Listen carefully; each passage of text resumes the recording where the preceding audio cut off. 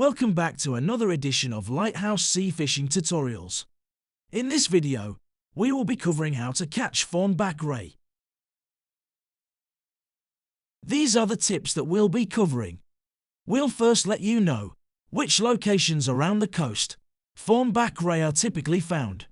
We will then cover what conditions will give you the best chance to catch. Then we'll let you know what features to aim your casts to on the beach. Finally, we'll go over what rigs are best suitable, as well as some of the best baits that anglers typically use to catch them. Let's take a quick look at where they are found. Thornbacks can be found all around the UK coast, but can be found in better numbers on the western half of the Isles. They are also found all around most of the European coastline, including the Mediterranean, the western halves of the Black Sea and the Baltic. They are also found in certain locations around Iceland. Now for one of the most important factors: what conditions best suit Thornback Ray?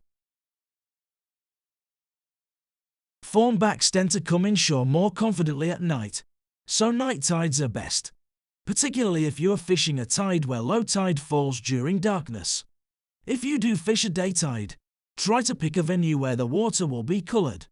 Thornback Ray much prefer calmer conditions and will stay offshore if seas are too rough.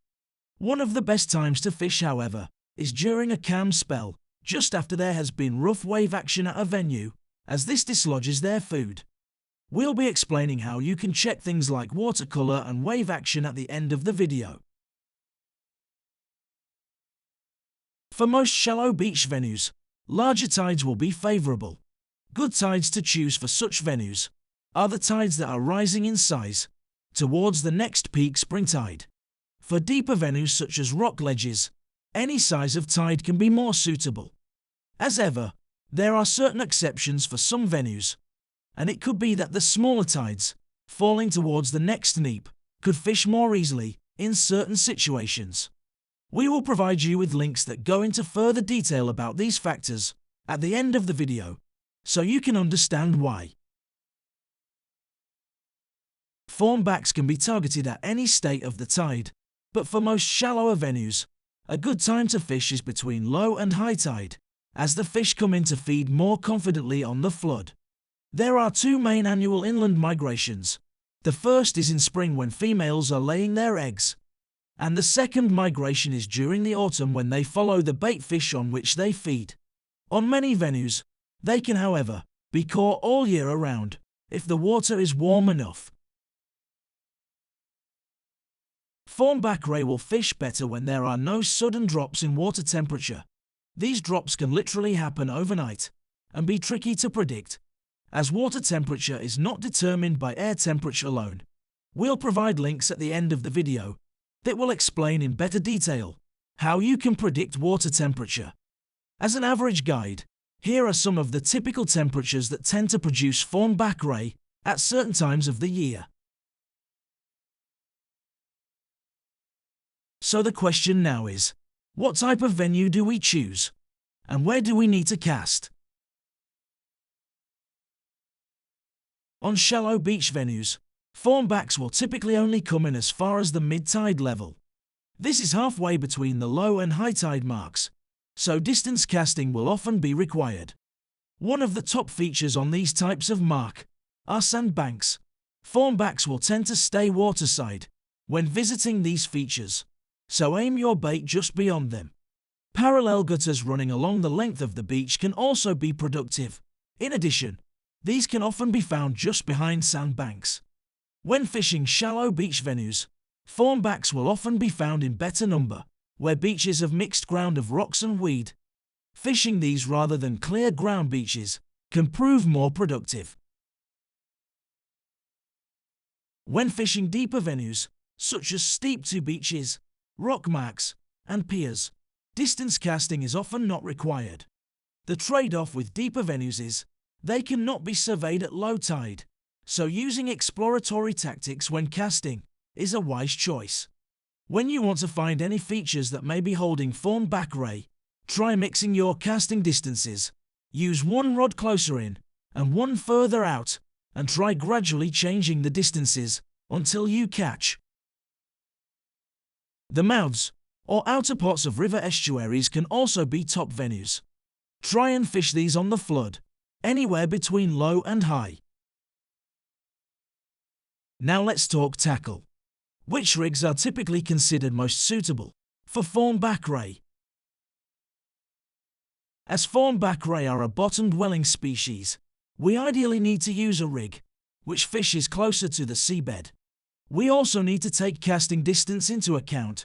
It is also suggested that due to their wider shape, thornbacks can possibly be spooked if baits are presented too close to a spiky grip lead. This up and over rig takes all these factors into account. The snood is attached low to the main rig body, meaning the snood and bait will lay along the seabed. The clip at the top keeps the snood tight and aerodynamic during casting, and the bottom clip secures the hook for the same reason. The long snood prevents the thornback from coming into contact with the grip lead. A sensible snood strength to use for thornbacks would be anywhere between 15 pounds to 30 pounds, preferably mono, as this is more abrasion resistant. Remember, on certain types of rough ground marks, the venue itself may require you to use a stronger rig setup. Another increasingly popular rig in recent years that is quite suitable for thornback fishing is the pulley rig. It too is aerodynamic when used with a clip and can present bait pretty low on the seabed. It also has an added bonus of being suitable for rough ground marks, where Thornback Ray can often be found. Remember, the portion of the line that links the lead to the rest of the rig must be strong enough to match the weight of your lead. The line that runs through the pulley section of the rig will experience friction when running through the swivel, so make sure to use mono that has a minimum diameter of 0.90 millimeters. It is also advised to use specialized pulley beads instead of standard swivels, as they put less friction on the line. So finally, which baits do anglers typically use for thornbacks? Fish squid wraps are a good practical bait. The combo provides a good scent trail paired with a strong bait that can fare up well when long casting. Peeler crab, particularly when crabs are peeling locally, can be a brilliant bait. Single squid or fish strip alone also works well. Thornback Ray will also feed on both ragworm and lugworm, so by all means, feel free to try these out. As ever, there are many options to try when it comes to sea fishing, and some unusual baits are often reported for getting results. If you're confused about aspects such as knowing when the water will be coloured, or knowing what temperature the water will be, check out these additional videos. They also cover how to know when conditions will be calm or rough and why different venues can fish better at different states of tide. Thanks for watching another edition of Lighthouse Sea Fishing Tutorials. See you all next time.